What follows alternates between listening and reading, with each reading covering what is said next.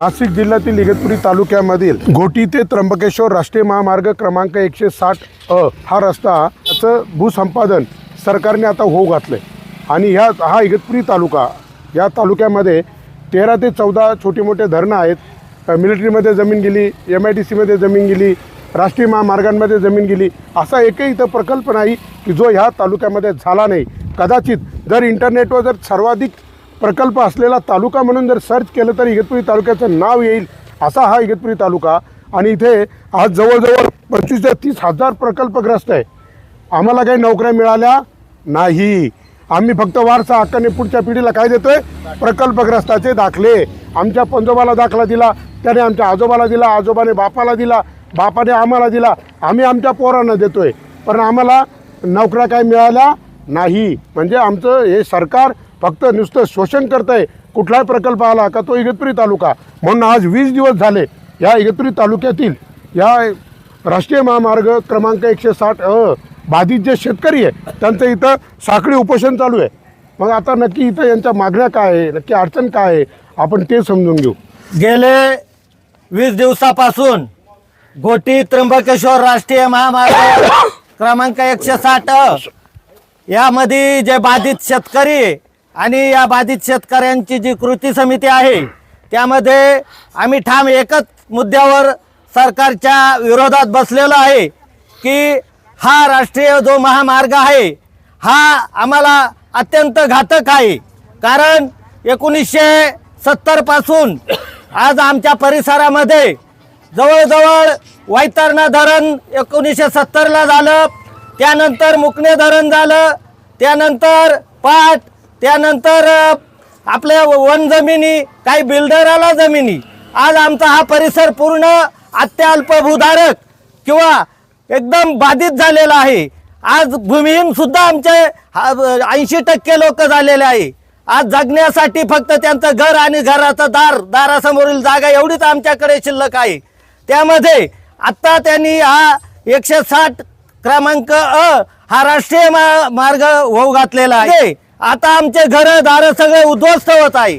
शेतकऱ्यांचं जीवनाचा कुठलाही विचार न करता या भागामध्ये 70% इगतपुरी तालुक्याची जमीन पहिलीच संपादित झालेली आहे आणि त्यामध्ये हा आता परत महामार्ग आमच्या जीवावर उठलेला आहे। मला एकच म्हणायचं आहे की जर हा महामार्ग जर सरकारला करायचा असेल तर पहिले आमचे प्राण घ्या, मगच हा महामार्ग करा। कारण आम्हाला आता दुसरा जगणे किंवा मरणे हाच एक मार्ग राहिलेला आहे। म्हणून मी सरकारला उद्देशून सांगतो की आमचं कुठलाही तुम्हाला मागणी नाही, फक्त एकच ठाम मागणी आहे की हा महामार्ग आमच्या उराडेवर आणू नका, आम्हाला उद्ध्वस्त करू नका। कारण या इंग्रजांनी जसा अमनुष्य छळ केला त्याच्याही पेक्षा छळ आज आमच्या या परिसरातील शेतकऱ्यांचा होत आहे। त्यामुळं मी आमच्या या शेतकऱ्यांच्या वतीने एकच सांगू इच्छितो की हा महामार्ग झालाच नाही पाहिजे। यासाठी सर्व बाधित शेतकरी आम्ही एका दिलाने, एका मानाने, एका विचाराने ठाम याच भूमिका आहे। शेतकरी एकजुटीचा, कृती समितीचा जय शेतकरी। म्हणजे बघा, या माध्यमातून आता या शेतकरी दादांना जे तळमळीनं जे विचार मांडले आणि जो तळमळीनं विरोध केलाय, माझं ह्या मायबाप सरकारला या माध्यमातून एक सांगणं आहे की हा शेतकरी हा विकासाच्या विरोधात नाही आहे, परंतु जर विकास आमच्या शेतकऱ्यांच्या घरांवर आमच्या बुलडोजर फिरून आणि मग आमच्या थडग्यानं जर शेतकऱ्याच्या जर तुमच्या विकासाचे मनोरे उभे राहत असतील तर अशा विकासाला आमचा विरोध आहे। म्हणून माझं या सरकारला सांगणं आहे का तुम्ही हा रस्ता होऊ घातला, परंतु ज्यावेळेस तुम्ही याचं प्लॅनिंग करता, हा रस्त्याचा याचा अंदाज तयार करता, एस्टिमेट तयार करता, त्यावेळेस तुम्ही ह्या भागातल्या शेतकऱ्यांची मतं का जाणून घेत नाही। आणि आता जर तिकडनं मुंबई महामार्ग जो आहे नाशिकपर्यंत तो 6 पदरी आहे आणि नंतर तिथून परत आता त्र्यंबकेश्वरकडे परत 6 पदरी तुम्ही रस्ता काढला आहे। मग एवढा मोठा रस्ता त्र्यंबकेश्वरला तिकडे कुंभमेळ्यासाठी जाणारा असताना तुम्हाला हे जे इतरचे जे ग्रामीण भागातले छोटे रस्ते आहे हे मोठे करण्याचा तुम्ही आठास कायसाठी करताय? का तुम्हाला हे रस्ते मोठे करायचे? अरे पण ते मोठे करायचे तर मग शेतकऱ्याला तुम्ही मारून ते रस्ते मोठे करणार आहे का? अजिबात चालणार नाही।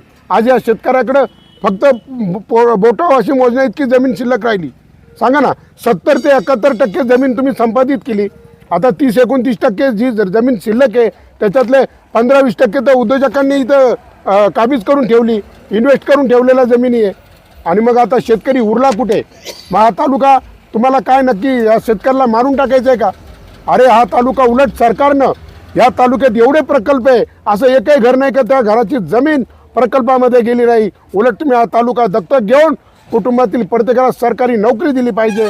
परंतु तुम्ही असं न करता आम्हाला नोकरीच नाही आहे.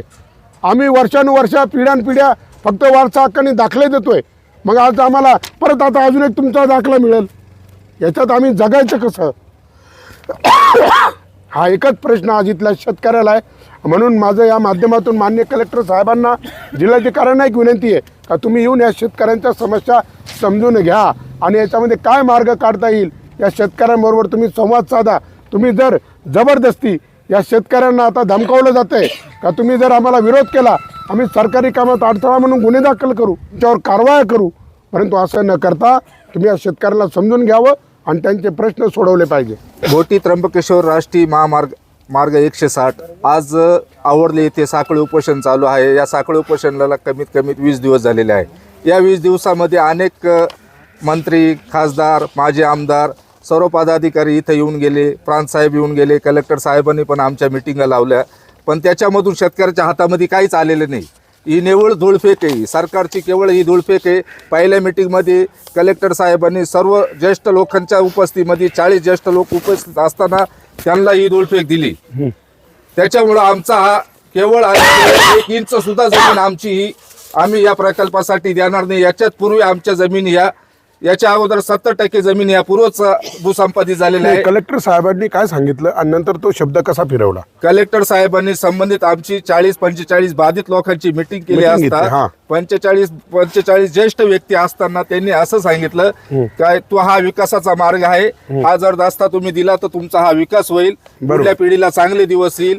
तर कलेक्टर साहेबांनी एवढंच विनंती केली का साहेब हा जर विकास जर आम्हाला मारून होत असेल तर तो विकास आमच्या काय कामाचा? तर त्याच्यानंतर ते बोलले ठीक आहे म्हणा आपण काहीतरी वाटाघाटी करू. त्या वाटाघाटीमध्ये त्यांनी 4.5 पट मोबदला हा रेडी नेकणार म्हणजे सरकारी बाजारभावाच्या नुसार त्यांनी दिला. त्याच्यानंतर पण त्या उपर पण इथं प्रांत साहेब आले. प्रांत साहेबांनी लगेच कलेक्टर साहेबांची मिटिंग परत अरेंज केली. मिटिंग नंतर त्यांनी परत 2% फक्त सरकारी बाजारभाव देऊ असं त्यांनी हे केलं. म्हणजे ही केवळ धूळफेक आहे. बरोबर. म्हणजे इथं या वैतरणा धरण, एका बाजूला मुकणे धरण आणि इथून नाशिक शहर आणि हा निसर्गरम्य वातावरण, इथं बाजार मूल्य आहे जवळजवळ 5 ते 10 लाख रुपये गुंठा. मग असं भाव मूल्य या ठिकाणी असताना तुम्ही आम्हाला काय इथले तुमचे सरकारी मूल्यानुसार देणार का? हा, म्हणजे शेतकऱ्यालाच फक्त लुबाडायचं, शेतकऱ्याच्याच जमिनी घ्यायच्या, उद्योजकांनी इन्व्हेस्ट केलेल्या जमिनी टाळून तुम्ही प्रकल्प आणता आणि मग शेतकऱ्यांनाच काय पाप केलंय? हा, म्हणजे मुख्यमंत्र्यांनी काय, तुम्ही मुख्यमंत्र्यांना भेटले कधी? मुख्यमंत्र्यांना आम्ही रितसर निवेदन दिलंय. त्या निवेदनामध्ये मुख्यमंत्री ते एक ब्र सुद्धा बोललेले नाहीये अजूनपर्यंत. पण काल परवा दादांकडे भेटलो. दादांनी आमचं आता किसन भाऊ पण होते, आम्ही ज्येष्ठ बबन ताते होते, आमचे सचिव गोरखवाजी होते. आम्ही त्यांना प्रत्यक्ष भेटल्यानंतर त्यांनी लगेच तिथंच रिमार्क केला का तुमचं 2-3 दिवसामध्ये मी स्वतः मंत्रालयामध्ये तुम्हाला पाचारण करेल, तुमच्याबरोबर आम्ही मिटिंग करू. पण आचारसंहितेमुळे माझा एकच विषय आहे का विनोद भाऊ आपल्या माध्यमातून, आपला भूमिपुत्र माध्यमातून आमची सर्व शेतकऱ्यांची, बाधित होत असलेल्या सर्व शेतकऱ्यांची आपल्याकडनं एकच इच्छा आहे का तुम्हीच कुठंतरी आम्हाला न्याय देता. तर तुमच्या माध्यमातून मला सरकारला एकच सांगणे आणि एकच मागणे, मुख्यमंत्री साहेब, उपमुख्यमंत्री, दोन्ही उपमुख्यमंत्री साहेब, महसूल मंत्री साहेब, इथं तर पालकमंत्री नाही पण कुंभमंत्री, इथं जळगावचे कुंभमंत्री इथं आणून ठेवलेले, त्यांना तुमच्या माध्यमाच्या वतीनं माझे हात जोडून कळकळीची विनंती आहे का हा जो प्रकल्पाचा गाठ घातलेला आहे आम्हाला मारून हा प्रकल्प हा नेऊ नका. हा प्रकल्प कुठंतरी आपटा, हा दुसरीकडे न्या हा रस्ता. पण आमची एक विनंती आहे का हा येतोच रस्ता सुधारावा. हा येत्याच रस्त्यामध्ये आमचं जाण्या येण्याचं साधन होत आहे.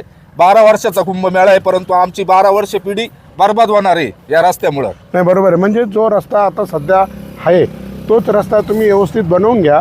तुम्ही अजून वेगळा रस्ता कुठून तरी काढून, म्हणजे शेतकऱ्यांना एकतर जमीन राहिली नाही आणि काही शेतकरी आता ह्या रस्त्यामध्ये असे बाधित आहे तर त्यांना 1 गुंठासुद्धा शिल्लक राहत नाही. मग त्यांनी जगायचं कसं? आणि तुमचे ते सरकारी मूल्यानुसार पैसे घेऊन या शेतकऱ्यांनी काय करायचं, त्याच्या 2 पट देणार. तुमचं सरकारी मूल्य आम्हाला माहिती आहे ना. मग तुम्हाला जर द्यायचं असेल तर बाजार मूल्यापेक्षा 5 पटीने तुम्ही जसं समृद्धी महामार्गाला दिलं तशा पद्धतीने जर तुम्ही शेतकऱ्यांना दिलं तर शेतकऱ्यांचं कुठेतरी पुनर्वसन होणार आहे, कुठेतरी त्यांच्या मुलांना त्यांना जगायला इथं काहीतरी रस्ता मिळेल. नाहीतर अजिबात नाही. तुमच्या प्रकल्पग्रस्ताचे दाखले तर आम्हाला अजिबात नको आहे. 5% भरती, 100 जागा निघत्या त्याच्यात 5 जागा.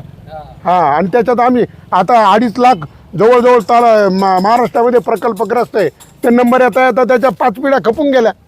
आमच्या आज्याला दाखला दिला होता, आता आम्ही आमच्या नातवाला दिला खाली, त्याला बी नोकरी नाही. म्हणजे आम्ही वारसा हक्कानं फक्त दाखलेच देतोय. म्हणून आमचं अजिबात शोषण करू नका. आणि दादा, तुमच्या सर्व शेतकऱ्यांबरोबर मी माझं भूमिपुत्र फाउंडेशन हे सदैव तुमच्या बरोबर आहे. शेतकरी एकजुटीचा विजय असो, शेतकरी एकजुटीचा विजय असो. जय जवान जय किसान, जय जवान जय किसान.